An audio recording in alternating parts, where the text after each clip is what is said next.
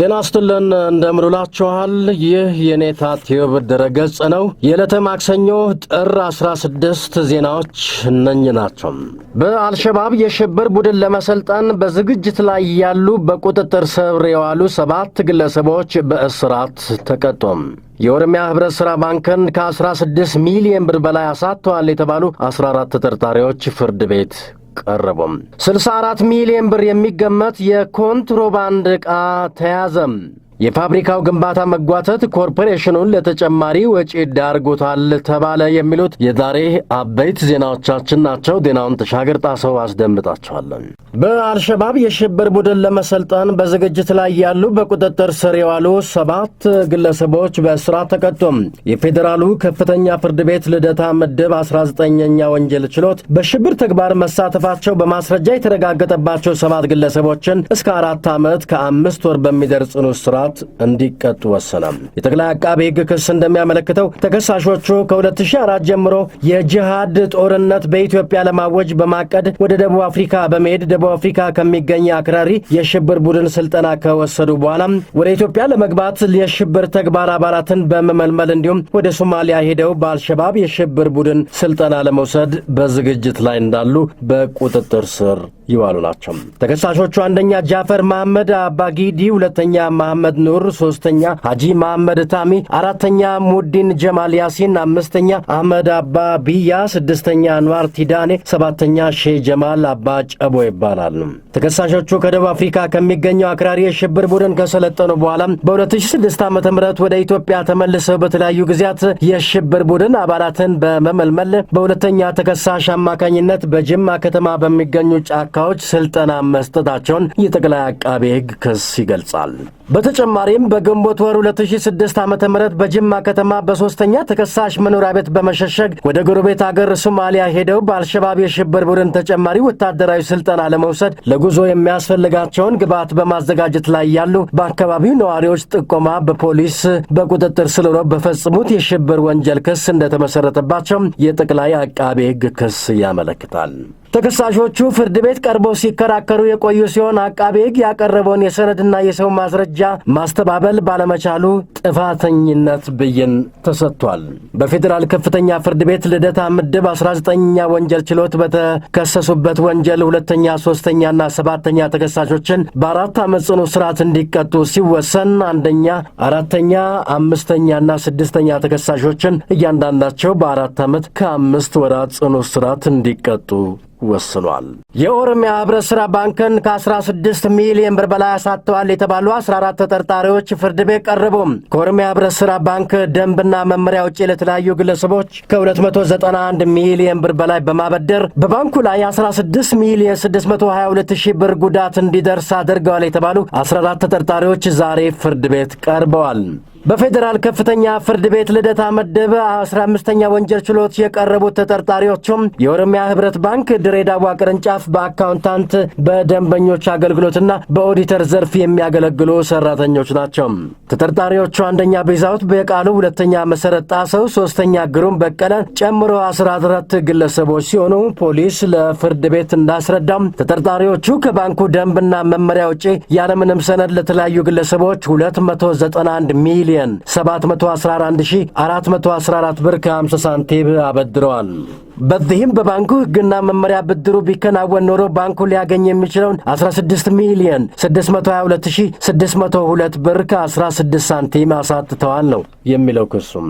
ተከሳሾቹ ጉዳያቸውን ቤተሰቦቻቸውን ባሉበት በድሬዳዋ ሊከናወን ይገባል፣ ዋስትናም ይፈቀድልን ሲሉ ፍርድ ቤቱን ጠይቀዋል። በፌዴራል ከፍተኛ ፍርድ ቤት ልደታ ምድብ 15ኛ ወንጀል ችሎት በበኩሉ ፖሊስ ጉዳያቸው በድሬዳዋ ለማየት እንዲያስብበት ሐሳብ ሰጥቷል። ለተጨማሪ ምርመራና ጉዳዩን ፖሊስ ወደ ድሬዳዋ ለመመለስ ምክክር እንዲያደርግ ለጥር 24 ቀን 2009 ዓ.ም የጊዜ ቀጠሮ ሰጥቷል። 64 ሚሊዮን ብር የሚገመት የኮንትሮባንድ ዕቃ ተያዘ። ባለፉት 6 ወራት 64 ሚሊዮን ብር የሚገመት የኮንትሮባንድ ዕቃ መያዙ ተነገረ። የክልሉ መንግስት የጉዳዩን አሳሳቢነት በመገንዘብ በኮማንድ ፖስት አደረጃጀት የሚመራ የጸረ ኮንትሮባንድ ግብረ ኃይል በአዲስ መልክ እንዳቋቋመ ገለጸ። ግብረ ኃይሉን ለማቋቋም ትላንት በሐዋሳ ከተማ በተካሄደው ስብሰባ ላይ እንደተገለጸው ኮንትሮባንድ የአገር ውስጥና የውጭ ንግድ እያዳከመ የምንዛሪ አቅምን በመቀነስ በክልሉ ኢኮኖሚያዊ እድገት ላይ ተጽዕኖ እያሳደረ ነው ተብሏል። ከሀገር እንዳይወጡ ክልከላ የተደረገባቸው ምርቶች በኮንትሮባንድ ወደ ውጭ በመላክ የሀገር ውስጥ የፍጆታ ምርት እንዲቀንስ በማድረግ የኑሮ ውድነት እያባባሰ መሆኑን በኢትዮጵያ ገቢዎችና ጉምሩክ ባለስልጣን ተናግረዋል። የሐዋሳ ቅርንጫፍ ጽሕፈት ቤት ስራ አስኪያጅ አቶ ታደሰ መርድ ባለፉት 6 ወራት ብቻ 64 ሚሊዮን ብር የሚገመት የኮንትሮባንድ ዕቃ ተይዞ ለመንግስት ገቢ መደረጉን ገልጸው መድኃኒቶች፣ ምግቦች፣ ሸቀጣሸቀጦች፣ ተሽከርካሪዎችና የኤሌክትሮኒክስ ዕቃዎች ከውጭ ሀገር ወደ ሀገር ውስጥ ሲገቡ መያዛቸውን ተናግረዋል። በክልሉ ምርት ላይ ቀጥተኛ ጉዳት ሊያሳርፉ የሚችሉና የህብረተሰቡ ጤና አስጊ የሆኑትን እነዚህን የኮንትሮባንድ ዕቃዎች ቀረጥና ታክስ ያልተከፈለባቸው ለአገልግሎት ብቁ ያልሆኑና ደረጃቸውን ያልጠበቁ እንደሆኑም ጠቁመዋል። ከሀገር ውስጥ በኮንትሮባንድ ወደ ውጭ የሚወጡት ደግሞ በግብርና ምርቶች ቡና፣ ወርቅ፣ የከበሩ ማዕድናት፣ የቁም እንስሳት ደንና የደን ውጤቶች እንዲሁም መንግስት በከፍተኛ ገንዘብ ገዝቶ ያስገባቸው መሰረታዊ ፍጆታ ዕቃዎች ናቸው። የክልሉ ምክትል ርዕሰ መስተዳድር አቶ መለሰ አለሙ በበኩላቸው ባለፈው ዓመት የጸረ ኮንትሮባንድ ግብረ ኃይል በማቋቋም የኮንትሮባንድ ንግድ ለመከላከል ጥረት ቢደረግም ክትትሉ፣ ቁጥጥርና የእርምጃ አወሳሰድ ስርዓቱን የጠበቀ ባለመሆኑ ችግሩ መባባሱን ገልጸዋል። የፋብሪካው ግንባታ መጓተት ኮርፖሬሽኑን ለተጨማሪ ወጪ ዳርጎታል ተባለም። የያዩ ማዳበሪያ ፋብሪካ ግንባታ መጓተት ለተጨማሪ ወጪ እየዳረገብኝ ነው ሲል ገለጸ። የኬሚካል ኢንዱስትሪ ኮርፖሬሽን ተናግሯል። ፕሮጀክቱም በ2004 ዓ.ም በብረታ ብረት ኢንጂነሪንግ ኮርፖሬሽን ስራ ተቋራጭ ሲጀመር በ2 ዓመት ለማጠናቀቅ እንደነበረ ነው የተገለጸው። የኬሚካል ኢንዱስትሪ ኮርፖሬሽን የ2009 ግማሽ ዓመት የሥራ ክንውኑን ለሕዝብ ተወካዮች ምክር ቤት የመንግስት የልማት ድርጅቶች ጉዳዮች ቋሚ ኮሚቴ አቅርቧል። የማዳበሪያ ፋብሪካው ግንባታ በተያዘለት ጊዜ ለመጠናቀቅ ወጪውን እያናረብኝ ነው ሲልም አመልክቷል። ከፋብሪካው ግንባታ በበጀት ዓመቱ አጋማሽ ማከናወን የተቻለው 1.5 በመቶ ብቻ መሆኑን በሪፖርቱ ገልጿል። የኮርፖሬሽኑ የጥናትና ልማት ዘርፍ ምክትል ዳይሬክተር አቶ ተባበል ውድነ እንደተናገሩት ለግንባታው 11 ቢሊዮን ብር የተበጀተ ቢሆንም በአሁኑ ወቅት ከ14 ቢሊዮን ብር በላይ ደርሷል። ያዩ የማዳበሪያ ፋብሪካ የድንጋይ ከሰል ማልማት፣ ዩሪያ ማዳበሪያ ማምረትና ኃይል ማመንጨት የሚሉ 3 ምዕራፎች ያሉት በመሆኑ ከአጋር ድርጅቶች ጋር የሚሰራ ሲሆን እንደ አቶ ተባበል ገለጻ ከአጋሮቹ ጋር የኮንትራት ድርድሮች ጨርሶ በፍጥነት ለመጀመር ለግንባታው መዘግየት አንዱ ምክንያት ነው ተብሏል። በመጨረሻም የአሜሪካው አዲሱ ፕሬዝዳንት ዶናልድ ትራምፕ አሜሪካ ከትራንስ ፓሲፊክ አባልነት እንድትወጣ ውሳኔ አሳለፉ። አዲሱ የአሜሪካ ፕሬዝዳንት ዶናልድ ትራምፕ ሀገራቸው ከትራንስ ፓሲፊክ የንግድ ስምምነት እንድትወጣ ውሳኔ አሳለፉ። 12 አባል ሀገራት ያሉት የንግድ ስምምነት ከዓለም ኢኮኖሚ 40 በመቶ ድርሻ እንዳለው ይነገርለታል። ትራምፕ የንግድ ስምምነቱ ለሀገራቸው አሜሪካ ትልቅ ኪሳራ መሆኑን በተደጋጋሚ ሲናገሩ ተደምጠዋል። ፕሬዝዳንቱም ከአባል ሀገራቱ ጋር በአንድ የንግድ አባልነት በመስራት በተናጥል የሚደረግ የንግድ እንቅስቃሴ አዋጭ መሆኑን ተናግረዋል። ዋሽንግተን ከዚያ አባልነት መውጣቷም በተለይ ለአሜሪካውያን ሰራተኞች መልካም መሆኑን ነው ያነሱት። በተሰናባቹ ፕሬዝዳንት ባራክ ሁሴን ኦባማ አስተዳደር ስምምነት የተደረገበት የትራንስ ፓሲፊክ የንግድ ስምምነት በአሜሪካ ኮንግረስ ይሁንታ ተነፍጎት ቆይቷል።